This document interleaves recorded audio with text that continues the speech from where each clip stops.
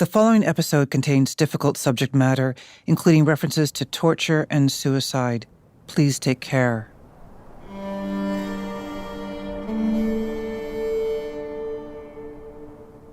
I began this investigation more than a year ago with a single question: what happened to Karima Baloch?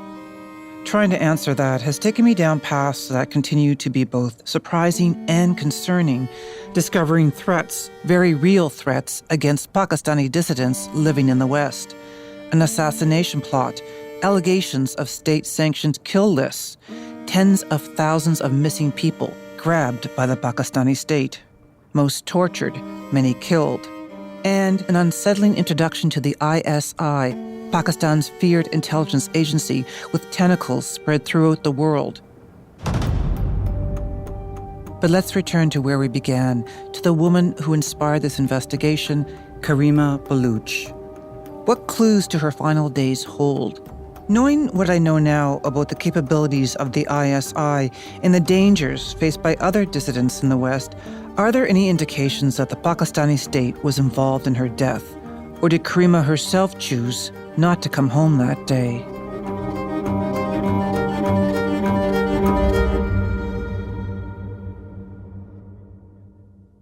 Walk me through, and I know it's not easy, Samir, but walk me through the last day that you were with Karima from the morning. Just walk me through the... Sunday, December 20th, 2020, the last day Karima Baloch was seen alive. Karima wake up that morning, and for a few days she says she cannot sleep. Samir Mihrab, Karima's older brother, he was sharing a home with Karima in North Toronto, along with his wife and 2 young children. This was a very prolonged problem she was suffering from. It was not easy for her to sleep. Whenever she fall asleep, and it was easy for her to, if there was a slight sound or anything, she gonna wake up. That day she went to a doctor. Samir's wife drives Karima to a nearby doctor's office, about 2 kilometers away. Karima tells her sister-in-law not to wait. She'll walk home. And then she went there to just see that doctor and ask for medication or help. After that, she's supposed to come for lunch. And then when she don't come for lunch, we got worried. We wait and wait. We thought, okay, she went for a walk. She went to downtown. She liked to just walk or sometimes go to the waterfront and sit there. And there was no way for her family to reach her. Her phone was here because her phone was out of charge. She put her phone on charge and left. When she don't come for a while, we have to call the police that she's not coming back. What happened? She's not coming back. Her family called the police around 10:30 that night. The whole night we were waiting here at home, and we helped police to, try our best to help them with whatever information.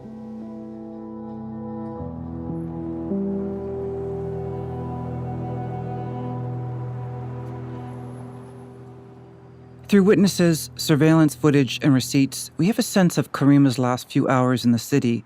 First, she meets with the doctor. The family says he later told them about the visit. The doctor gave her mild sleeping pills. The doctor gave her the option that if you want the stronger one or the mild one. She said, I want the mild one. Karima leaves the clinic and goes to a nearby pharmacy to fill the prescription for sleeping pills and buy a bottle of water. She then makes her way downtown to Toronto's waterfront. Karima is last seen at 3 p.m. on CCTV footage boarding the ferry to Toronto Islands, a group of islands just off the shores of the city.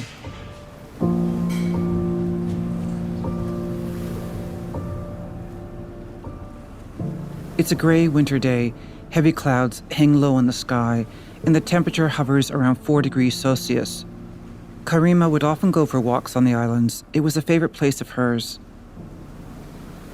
At this time of the year, the only ferry operating goes to Ward's Island. It's a short ride from downtown Toronto, about 15 minutes through the icy waters of Lake Ontario.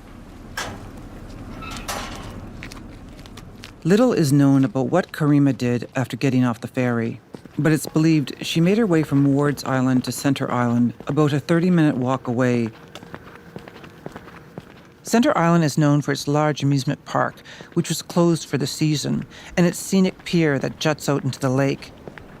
Guardrails waist high surround the pier to prevent people from falling into the water, and Karima couldn't swim. It was there on the pier that police discovered Karima's purse.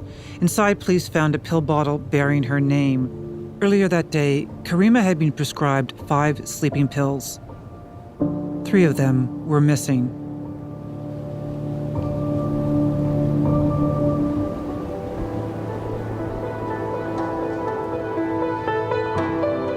My name is Mary Lynk, and this is The Kill List, Episode 4, I Am Not a Terrorist.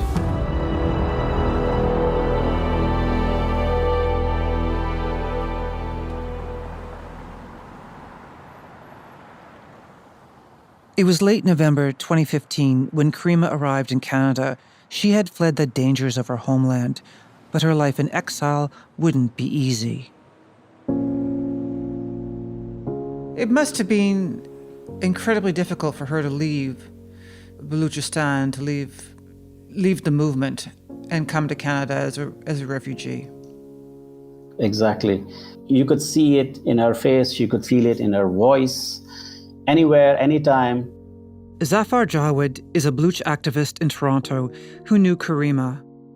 When you are having a meeting with her, you are meeting her in a social situation, she was like only half present.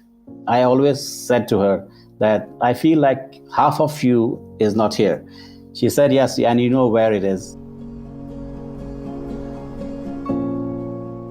And mostly she missed not just her immediate family, but most of the time she was worried about her colleagues because they were so, like, the life they were living, the struggle they were waging over in Baluchistan was a very difficult one. It's not easy, and they were getting caught, taken away. Their homes were being raided. They were being arrested from different places in different ways.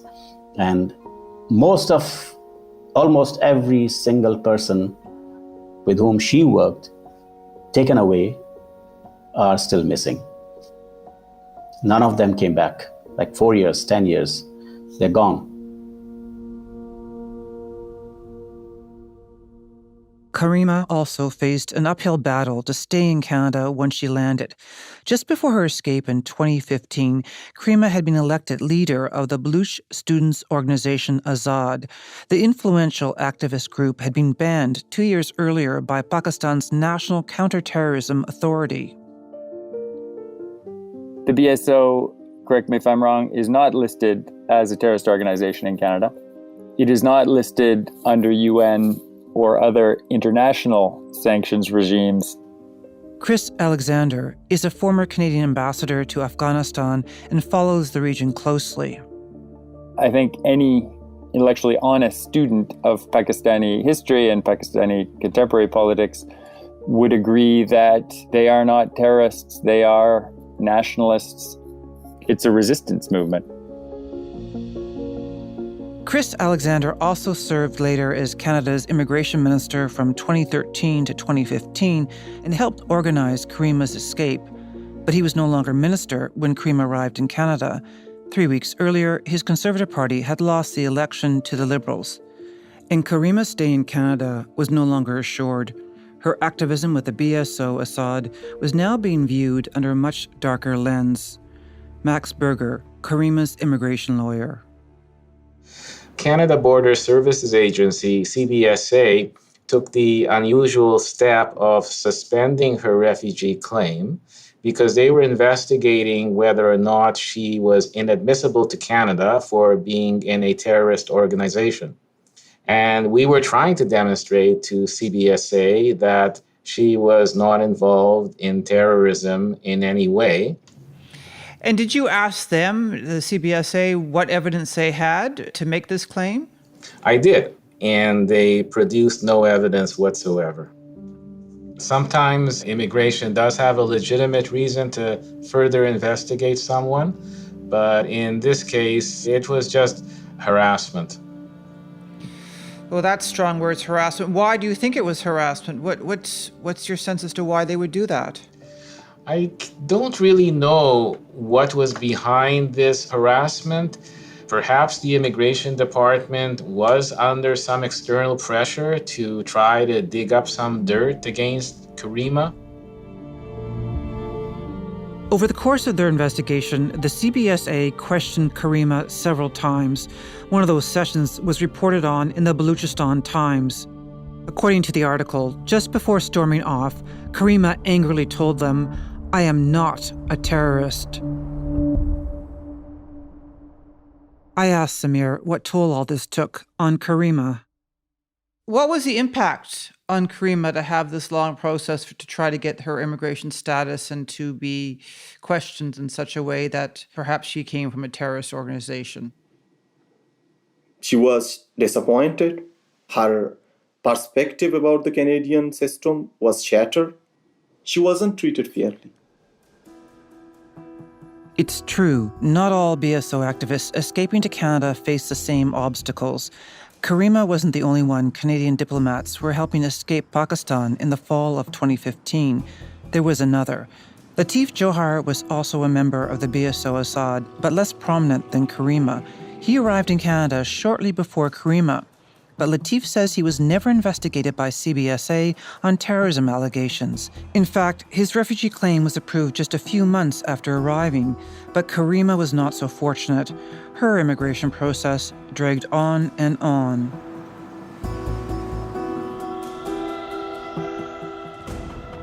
Meanwhile, Pakistani authorities were continuing their campaign to silence her, using a tactic Karima had already been subjected to back home, the targeted abductions of her family members in an attempt to make her stop her activism. Maganj Mahrab, Karima's youngest sister. When Karima was here in Balochistan, they warned Karima, if you don't stop your work, then there will be no man in your family. Then they take my cousin away, Ali. His name is Ali. At the time of Ali's abduction, he was in college and not involved in politics. Karima reacted to his kidnapping on Twitter, writing, "My 20-year-old cousin Ali Baloch is under illegal custody of Pakistani agencies and being tortured now. ISI wants me to give up my struggle, or they will abduct and kill me along with my family. I just want to say that I am not scared of Pakistan." Despite her concern for her young cousin, Karima would not bend to the authorities.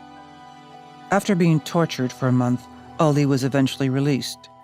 Then Ali came back. But when Karima got to Canada in 2015, November, that's when the military intensified their efforts against Karima, threatening to abduct her beloved uncle, Noor Ahmed. Samir remembers his influence on their lives. Their uncle was only in his teens when Karima and Samir moved with their mother and siblings back to Balochistan from the UAE. He was this young guy that time when we went there, but he turned out to be this father figure to us because our dad was not there. My father was living in the Gulf. So my uncle, he took responsibility for everything. If you go for help, he would help you. If Karima wants to go to a test, and he would, sometimes we don't have enough money to pay our fees, like exam fees. He would borrow from someone else and pay for us. Their uncle was a primary school teacher in Balochistan. We used to call him Master because he was a teacher. But he was this kind soul who was very kind to us, and he was very, very close to Karima. And that's why he became a target for the military, says Samir. Was he an activist? Was he political? He was not politically active. That's why he survived for this long, because he wasn't political. Her uncle stayed close to his home in Balochistan to avoid any run-ins with the Pakistani military. But one day in July 2016, he felt it was his duty to attend a relative's funeral in a village close by. Maganj says on his way back home on a bus with 40 others, he alone was grabbed at a checkpoint by the Frontier Corps, Pakistan's paramilitary force in Balochistan. my sister Zara was also with my uncle. She was the eyewitness. According to Magunj, the Pakistani authorities relayed messages to the family. If Karima returned to Pakistan, they would release her uncle. They torture our uncles very, very badly because they said your niece was not coming. But the family also knew Karima's life would be endangered if she returned. Samir says more than a year after his uncle's abduction, the Frontier Corps, the FC, contacted their mother, Jamila. And they told my mother, that you come to FC camp and do a photo session or a video or something like that, holding Pakistani flag and denouncing Karima, and then they're going to release her brother. And my mother basically refused to go. She said, if you want to release Master Nur Ahmad, he's not political, then I don't have to come and do a photo session. Because this is something, you want to humiliate us. And sometimes desperate people do that. Moms, father, they do that. I don't blame them. Samir says his family also believed that even if their mother renounced Karima, the military would not have released their uncle. And as much as his mother loved her brother, Jamila could not agree to the military's demands. She refused. She said, I cannot do that. It's not the truth. My mother said, no, I will never do this. Then they said, okay, you will see what can we do. You will see what we can do. Back in Canada, Karima was still fighting for her refugee status. Her application was put on hold while she was being investigated by the Canada Border Services Agency. But eventually, CBSA dropped this pursuit. Do you know why they withdrew it? I believe that we were able to convince CBSA that she was not a member of an organization involved in subversion or terrorism. Max Berger. CBSA might have been persuaded by hearing that BBC called her one of the 100 most influential women of the year, that particular year. There was also advocacy on her behalf by Bob Rae, the former Ontario Premier. And perhaps all of those things together, plus the fact that CBSA was not able to collect any evidence against Karima, prompted them to unsuspend her refugee claim. So Karima was able to restart her application process. And on January 2nd, 2018, more than 2 years after escaping Pakistan, Karima was at the Toronto airport. She was preparing to fly to Montreal, where she would go before an immigration judge who would finally decide if she would be accepted as a refugee or not. It was when Karima was getting ready to board the plane that she heard the news.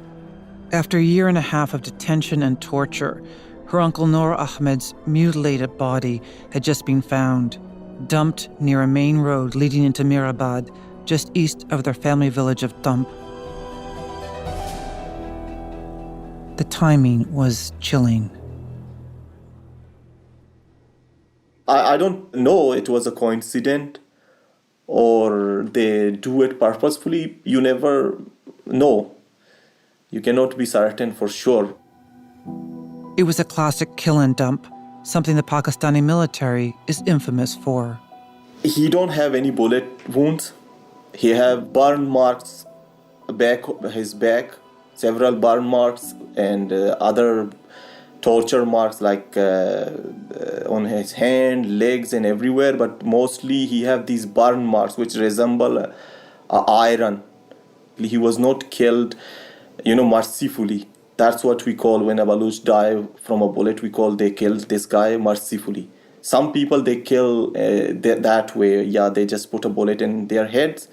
And then we think, they show some mercy. But Master's case, they didn't show mercy. They torture him till he died. A message for Karima, says Samir, that her activism, even abroad, can have deadly consequences. But as was her nature, Karima pushed on. She loved our uncle, but she didn't show any tears. She said that it's a struggle. These things happen in struggles. She said to me to be brave. and said to me, don't cry, be brave.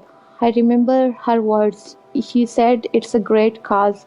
Our uncle gave his life for a great cause. What I want to say, if Karima was a weak person who could not face the life and who could not face problems or whatever, that day she would break down, I think. But she went to Montreal, she presented herself in front of a court. She didn't break down.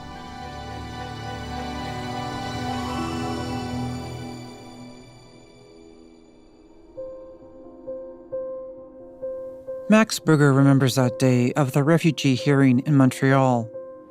Karima showed up and she was quite resplendent. I usually don't remember what my clients wear at their refugee hearing, but Karima showed up in this beautiful traditional Balochi dress with hand-stitched embroidery.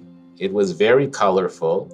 And she was there to make a statement that she was representing not just herself, but her people and their struggles at this refugee hearing.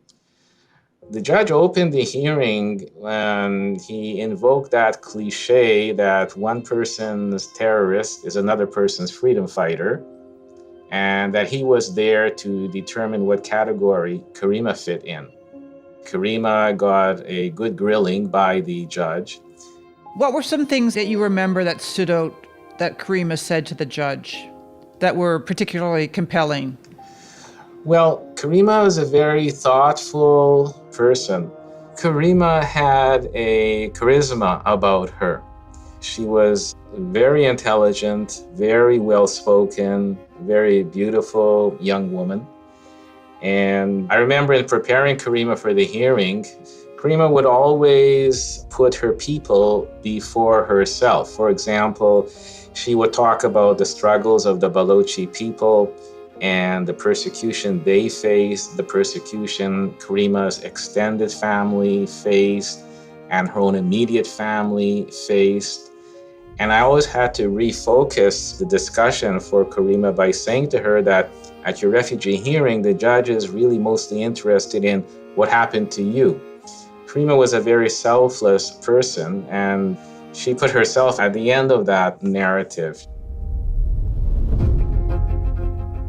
In the end, the judge determined that Karima was not a security risk, and she was granted refugee status. But Max Berger says her next application for permanent residency was constantly and inexplicably delayed. There should have been no reason for any further delays in giving Karima her permanent residency. In those days, it normally would take between 6 months and a year before you got your permanent residency after you were accepted as a refugee. In Karima's case, it dragged and dragged and dragged. Karima told her lawyer she believed Pakistan was putting pressure on Canadian authorities to deny her asylum. Max thought this was a possibility as well, but he says they had no evidence to prove it. The Canada Border Services Agency declined our request for an interview in response to the reporting in the series, including accusations made by Karima's lawyer. A CBSA spokesperson said the Privacy Act prevents the agency from commenting on any individual's case. Karima was also receiving phone calls from Pakistani security forces telling her to come home, according to Samir. And Max says Pakistani authorities were continuing to try and find ways to stop her activism. During this time, the Pakistani government contacted Twitter to demand that Twitter cancel her account. Ultimately, Twitter refused. But all of these headaches, one after the other, were just piling up, and it was very frustrating for Karima during those days. In September 2020, nearly 5 years after first arriving in Canada, Karima finally received her permanent residency, and she was still deeply engaged in her activism from afar, often posting videos online. Hi, my name is Karima Baloch. There is so much disturbing news coming from Balochistan. And calling for the release of those illegally abducted. We don't want to receive Zahid and Zakir's and others, students, mutilated bodies. We want them alive with us. If they committed any crime, the army and intelligence agencies of Pakistan should bring them in court and give them right to trial. The silence of international right groups and media is encouraging Pakistan to commit these crimes. Beyond her activism, Karima was also slowly building a new life in Toronto. She was improving her English and had completed the requirements for an Ontario high school diploma. At the time of her death, Karima was finishing up her first semester at the University of Toronto, studying political science and economics. It was stressful for someone still mastering a new language, but her friends and family say she was coping.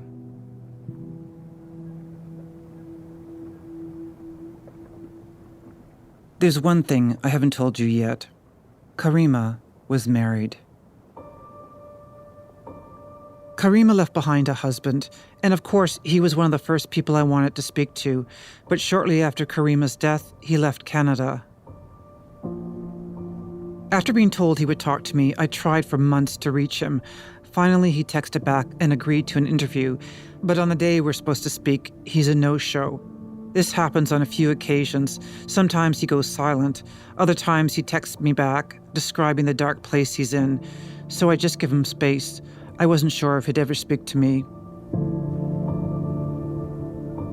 But 8 months after Karima's death, he's ready to talk.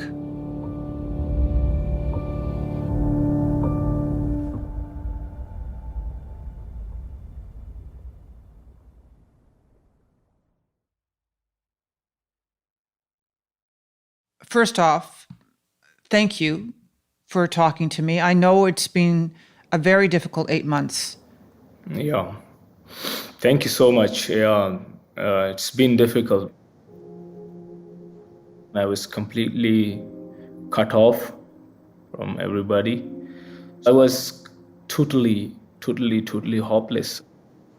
You're the first person I'm talking to after a long time regarding her death.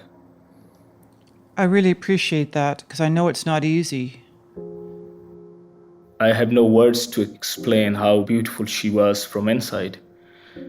For me, she was everything. This is the first in-depth interview Hummel Heder has done with a journalist since his wife's death. He's also a Baloch activist living in exile.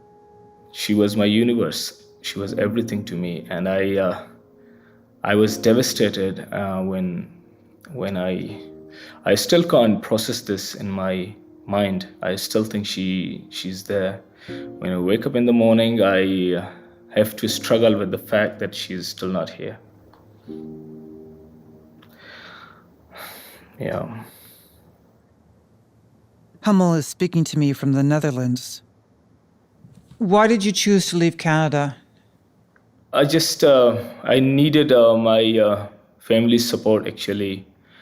I tried to pursue the police and the Canadian authorities to do a thorough investigation, and I was in touch with a solicitor regarding Karima's case, but eventually I felt I need to go to be with my family. Hummel flew to Dubai to see them and then returned to Europe, where he had been living before he moved to Canada. How has it been? Tell me what you've gone through since Karima passed away. Well, I've suffered severe anxiety and depression because it was totally unexpected, and I didn't know what to do, and there was public pressure about the investigation and stuff. I felt helpless, so I saw a psychiatrist and got some help and took some medication. Still, I'm on some medications. Yeah, it was really difficult, but now I'm getting out of it. I'm just getting along.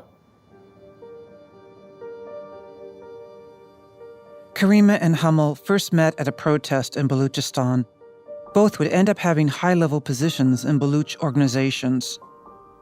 Well, I met Karima in 2006 when I was in Turbat, which is the second largest city of Balochistan. So I remember it was on the 14th of August, which is Pakistan Independence Day. But we were having a protest rally in the city center of Turbat city. So after we finished our demonstration, we were surrounded by FC personnel.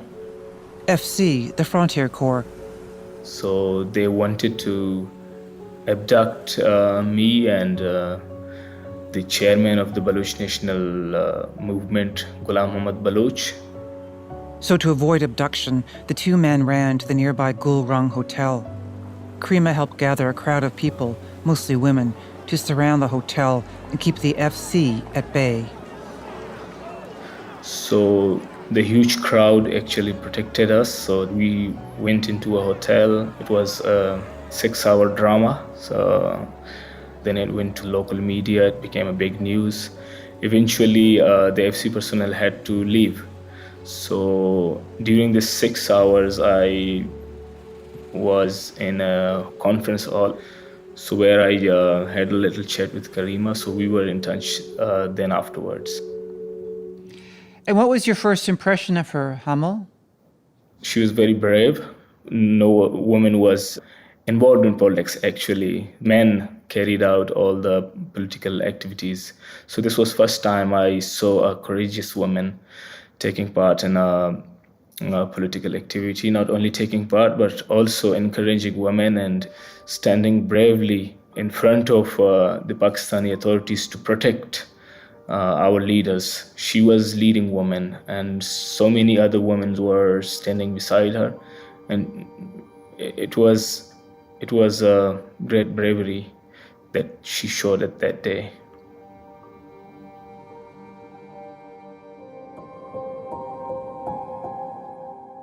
Ten years later, in 2016, the two were married in a small ceremony in Toronto, but then Hummel had to return to Europe, with plans to eventually immigrate to Canada. We stayed apart because of the immigration issues. I went to see her time and again, many times during this period as a visitor. But for most of the first 4 years of marriage, they were living apart.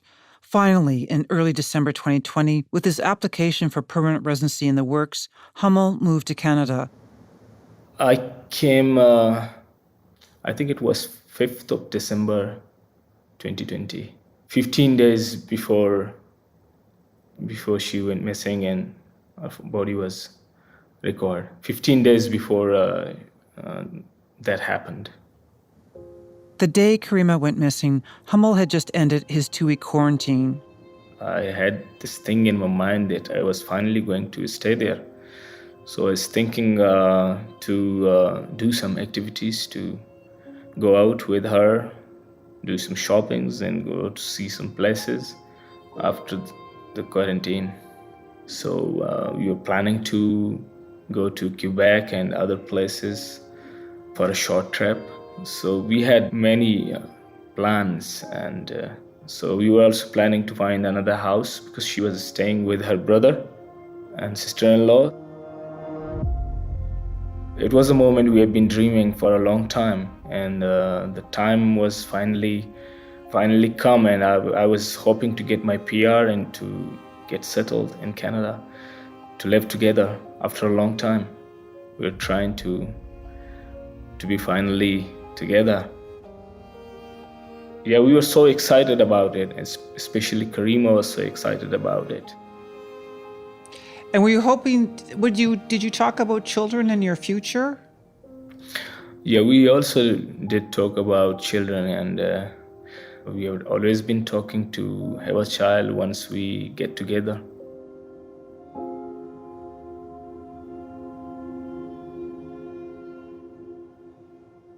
Can you walk me through the last day that you saw Karima before she went missing, the morning of, and what that day was like and what happened? So that morning I slept late. When I woke up, she was trying to go out, so she went out with her sister-in-law to see a doctor, to see a GP. Then I said goodbye and she left. She was okay, completely okay. That was the last when I saw her. And she used to like to go to Toronto Island. It was a favorite place for her to go walking? Yeah, she told me that she would take me to there once my quarantine is finished.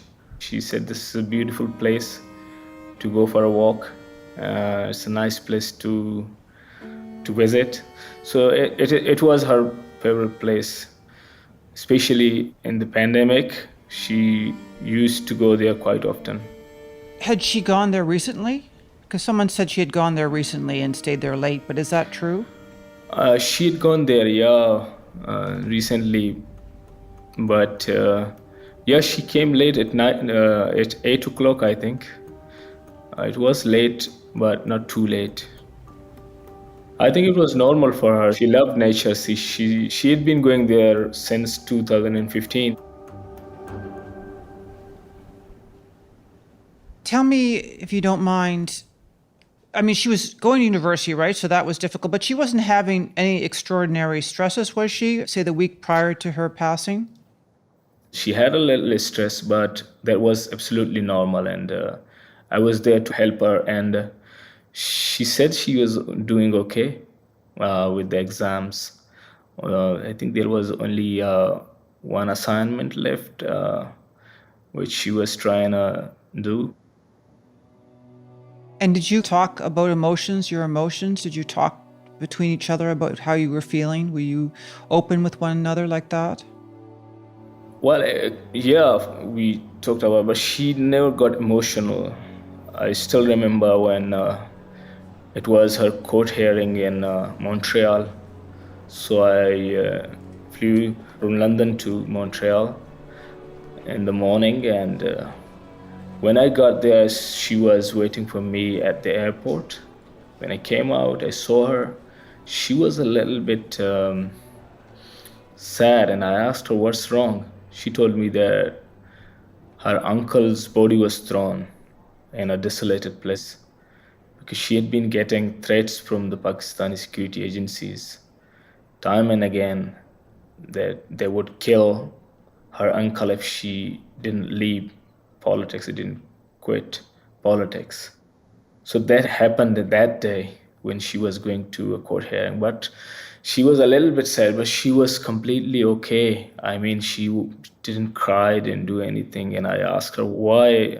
I mean, because it was her uncle. She said she had made her mind that her uncle would be killed, but she had to face the situation. And she was okay with that. And she was so strong emotionally. And there were many instances, many of her friends, political colleagues were abducted, but she always stayed calm.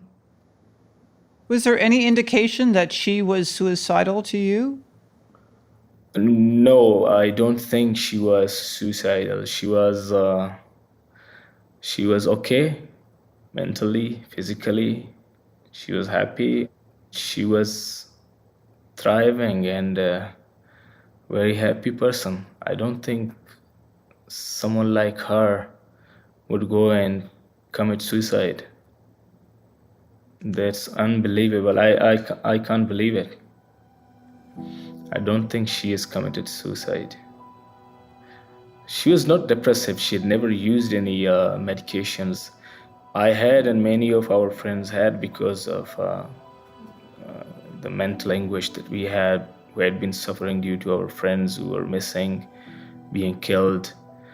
Back in Balochistan, we had been in contact with our psychiatrists and taking pills and trying to control our anxieties and depressions. But Karima had never used any medications or she had never seen any psychiatrist.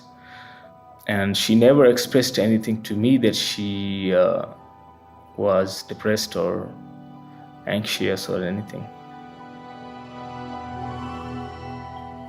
I asked Samir about this as well. Was she depressed? If you say depressed, yeah, everyone in our society is depressed in our generation. And this is true for each and every person in Baloch society. If you ask me, like, Karima was depressed, yeah, Karima was depressed. I'm depressed. Everyone is depressed in our society, in our generation.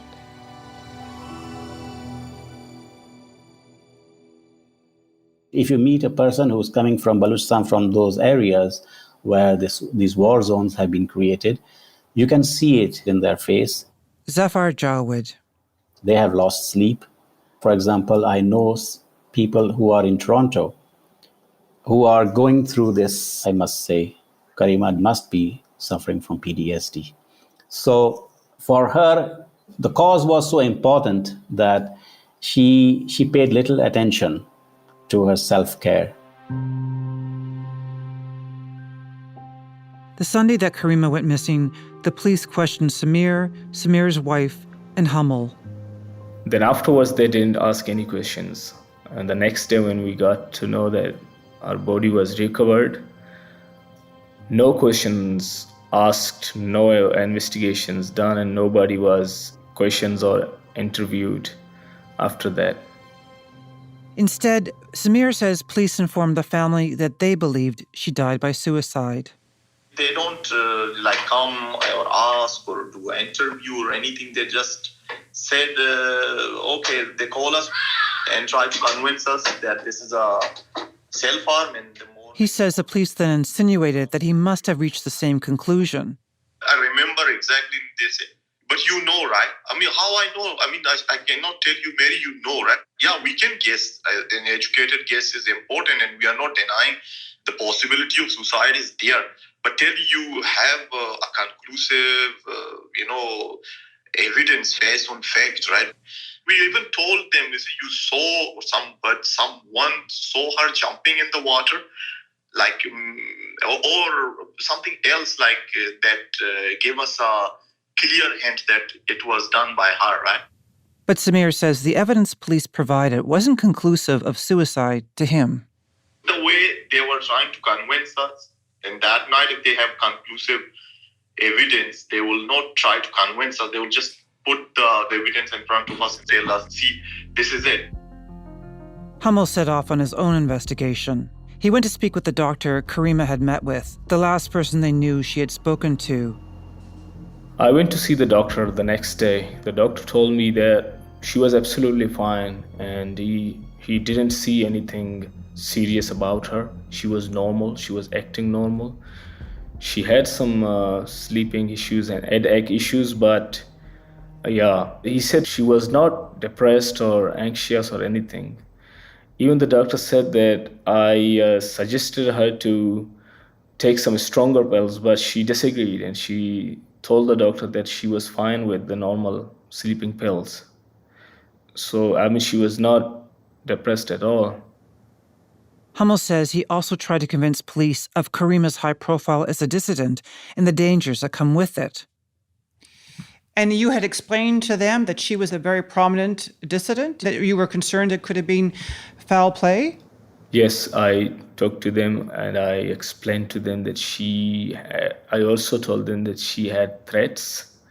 It could be something very serious. She might have been, harmed by someone else. So that's why it should be investigated. I've told them time and again. The next day when it was all over the media, the police called me and told me that, do you know what is foul play? I said, yes, I do know that. And they said, there is no foul play in this. And our police chief is going to do a press conference by announcing that there is no foul play and it was an ordinary case, and all the evidence suggests that she had committed suicide. I told them that they had gone to, if they do a press conference, then we would do a press conference as well, explaining our situation. Half an hour later, they called me again and they said they had canceled their press conference and then trying to do some investigation. They'll think about it and they will let me know. They let us know.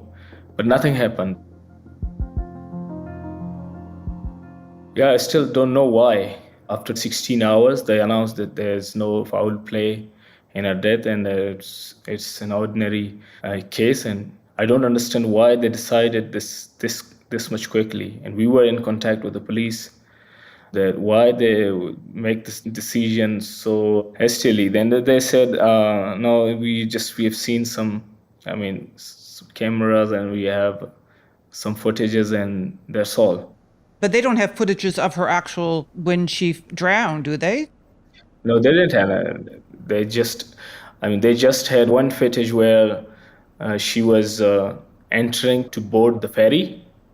That was the only footage, and there were some transactions and the details of her traveling by train, something like that.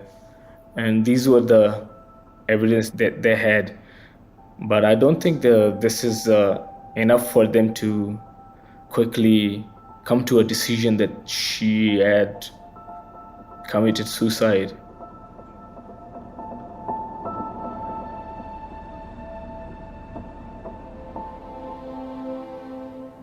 Three weeks later, Karima's death certificate was issued, ruling her death a suicide.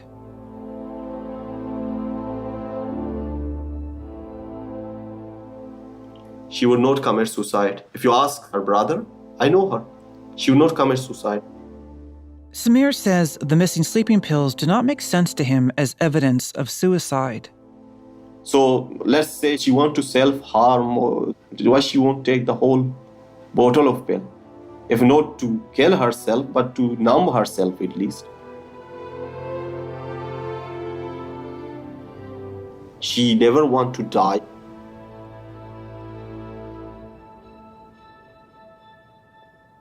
No, never, because Karima's youngest sister, Maganj, she lives in Pakistan. And in the 5 years, we always talk every day. We talk about each and every topic. I still remember when someone has died from suicide, she said they have to be there to face the circumstances, not run away from them. Maganj says the two had even discussed the subject of suicide by drowning after Karima's friend Sajid was discovered in a river in Sweden. She said the police is trying to say that maybe it is an act of suicide. But I still remember Karima said that Sajid cannot take such a step because she said the water is so cold, and she said I even can't my finger in cold water because it's so hard. She said the water in Sweden is so cold. How can Sajid take his own life in such a way? She said he didn't take his life. If he did, then he don't choose this way because it's so hard. In other words, Karima had questioned if one were to commit suicide, why choose to die in such a way, drowning in frigid water? Then I Google when a person die from water, how much time suffer. When the Google told me that it's take 12 minutes, I cried very much. That I said she suffered too much.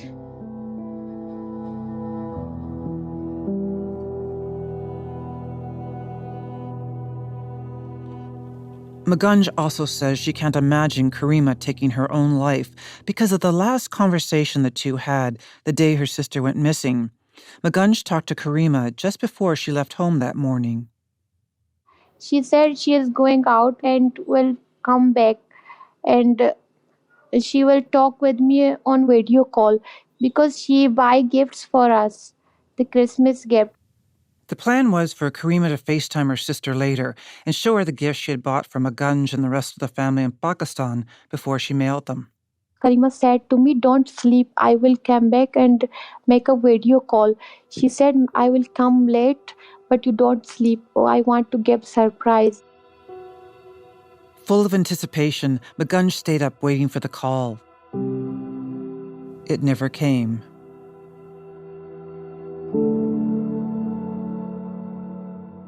When she said to me, don't sleep, I will come back, when I heard that she is no more, for many nights I didn't sleep. I said, I thought maybe she will come back. I didn't believe that she is not more. I have that hope, maybe she is alive, because she always, when she makes promises, with me. She always complete them. And Karima told Maganj that when the day came, she wanted to die in Baluchistan. She was not happy leaving Balochistan. When she was leaving for Canada, she see her school, she see her home and everything. Like she said, I want to live my last moment in Thump. Thump is Karima's ancestral home in Baluchistan. She said, my soul is here and my home.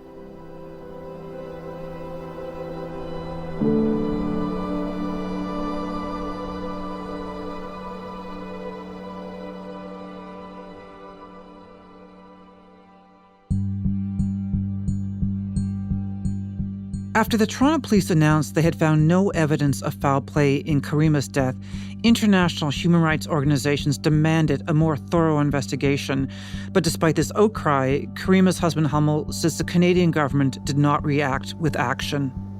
It was a high-profile case. They should have supported this by announcing publicly for a thorough investigation. The government should have done this because she was living in Canada and there was a public outcry.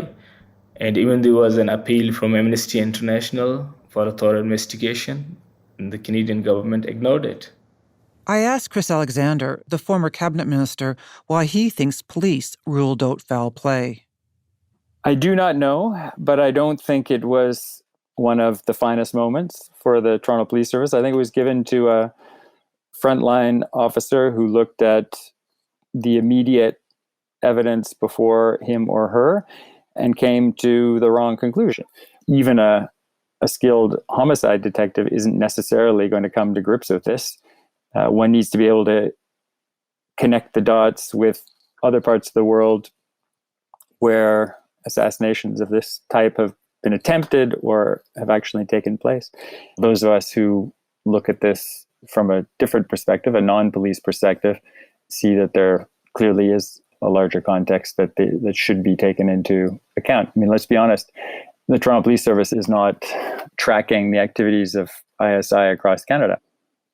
Chris Alexander says that possible involvement of the ISI, Pakistan's intelligence agency, needs to be taken into account. What do you think ISI's presence is in Canada right now?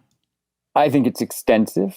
I think it's both in Pakistan's High Commission and in the consulates general, and probably outside of the diplomatic structures that Pakistan has in Canada. This is an important part of the diaspora. North America is important to Pakistan for obvious reasons, and so they operate here. Do you think that ISI is monitoring dissidents here in a way that could be threatening to their lives? Yes, definitely. Do you think she committed suicide? Absolutely not. I think she was killed. It's a huge claim to make, right? I think it's even worse to naively pretend that that's not a possibility or that the evidence points in a different direction when it very clearly points in this direction. We're living in a time when Pakistani opposition members in London, Russian opposition members in London and a dozen other countries around the world, Iranian dissidents, activists, reformers have been targeted and killed repeatedly. And it's happening more often today than it was happening 5 years ago or 10 years ago. So let's not wish it away. Let's not cover our eyes. Let's confront it. I know that there are people at all levels in the Canadian security intelligence community who think that this is a suspicious death and that it's very likely that it was an assassination.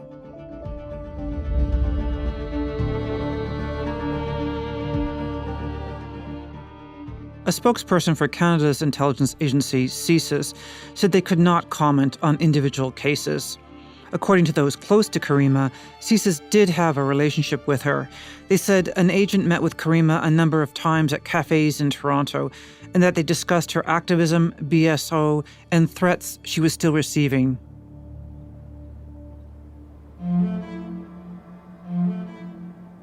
So why was foul play ruled out by the Toronto police? Forensic pathologists say drowning is one of the hardest homicides to prove. The Swedish authorities took months before they reached the conclusion of no foul play in Sajet's case.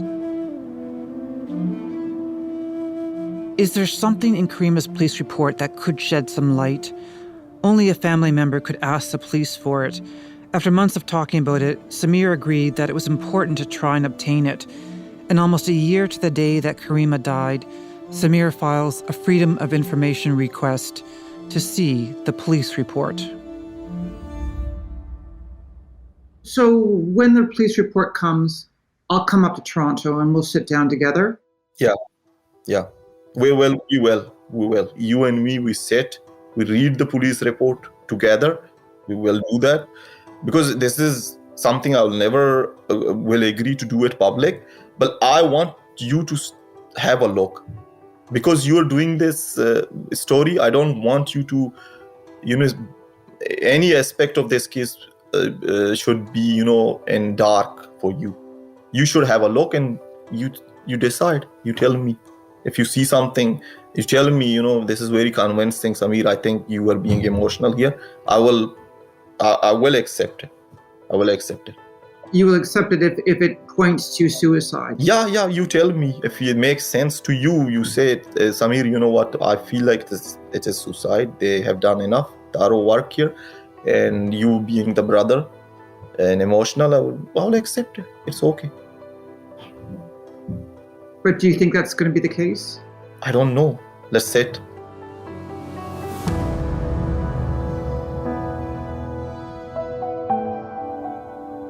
And so we sit, waiting for the answers held by the police report.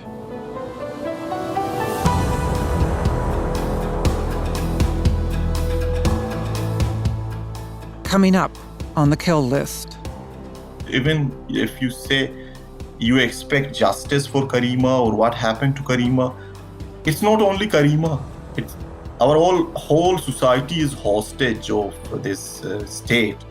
The Pakistani government also mounts quite a vociferous lobbying effort with Western governments to try and quell any investigations of things that are related to Balochistan. When we received the body, the ISI officer came to me and said, I will give you a flag. You lay the flag on her box. I said, no, I will never do this because she wants freedom for Balochistan. She was not Pakistan's daughter. Pakistan's Ministry of Foreign Affairs did not respond to requests for an interview to discuss the allegations against the state that have been reported in this series. The Kill List is created by me, Mary Lynk, and written and produced along with Alina Ghosh. Mixing and sound design by Julia Whitman. Studio direction by Nancy Regan. Our story editor is Chris Oak. Emily Cannell is our digital producer. Fact-checking by Emily Mathieu. Legal advice from Sean Moorman. Special thanks to Latif Johar. Our senior producer is Cecil Fernandez, and the director of CBC Podcasts is Arif Noorani. If anything you've heard in this series has left you looking for someone to talk to, please visit cbc.ca/TKL resources. We have information there for those in need of support. And if you like this series, please help others find it by leaving us a review on your favorite podcast app. Thank you for listening.